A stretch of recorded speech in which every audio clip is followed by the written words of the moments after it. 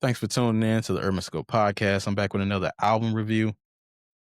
Now, I stayed up all night Thursday night last night to listen to this.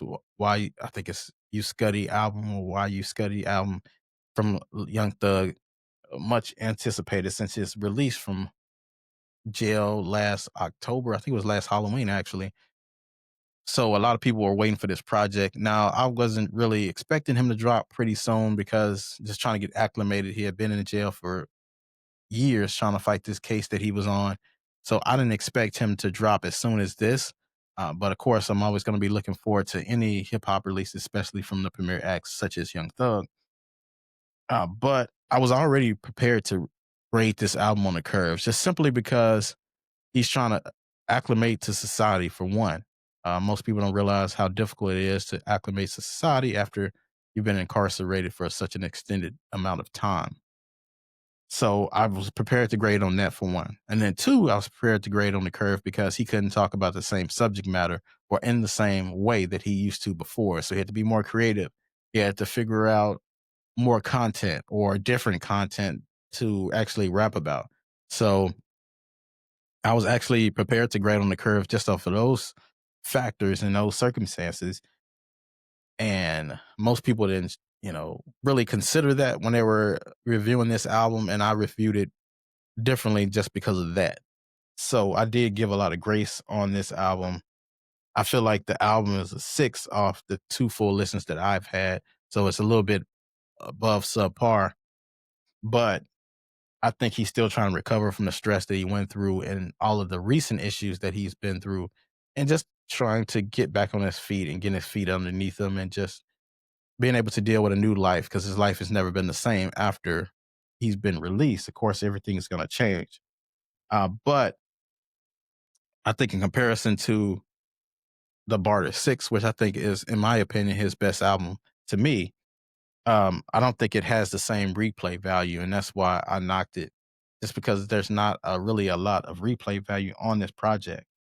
And it seemed like this project to me was made out of stress and just being able to get a lot of stuff off his mind, and not just so much to sell records, but mostly as a therapeutic session or sessions or a therapeutic project. Because even the first single, or one, well, no, the second single, because the first one was with Future, which I still like.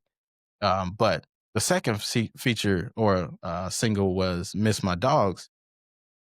It was just addressing a lot of people he felt like he let down and things like that. And I think he just recently made that project because, well, that song, because it addressed stuff from the phone calls that were leaked. So I think a lot of this album was rushed because that Miss My Dog song just addressed something that happened like a couple of days or a week before.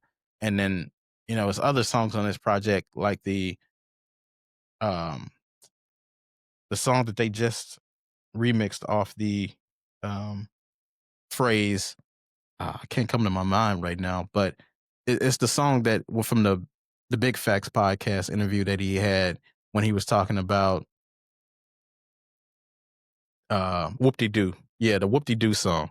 You could tell they just made that song because it just became a phrase, unless he strategically just said in an interview just to promote the song, but I don't think it was. It seemed like something that was rushed and it just did. So Whoop De Doo was one of those songs, in addition to Miss My Dogs, that you can tell was just made in the spare of the moment to kind of give the album a little life, because he didn't have a lot of highlights on this album as far as music goes. There's a lot of emo type stuff going on this album. But I think his art, he had to compromise his art a lot. So it compromised the sound on this project. So I don't count this one really. I think the next project, he'll be back to himself and he'll get back to it. But I think that's why mixtapes are missed so much, because he could have dropped this as a mixtape. It would have been fine because he experimented with so many sounds and sounded so differently on mixtapes. Usually that's acceptable and people have a different ear for mixtapes usually. So if the mixtapes was out, he could have put this out as a project, then went to the album and everything would have been fine, which you can still drop mixtapes, but it's just not profitable anymore and not beneficial as it used to be. So, but I think he did have some bangers on this project. Now, the Pardon My Back song with Lil Baby has the most replay value and it'll probably get the most play and on the outside world, like the clubs and bars and things like that. Lil Baby was definitely in his rare form. We haven't heard this Lil Baby in a couple of years, and he seemed to be back on track for what he was trying to do. And then the news, the on the news song with Cardi B, which Cardi B snapped as well. That song has replay value.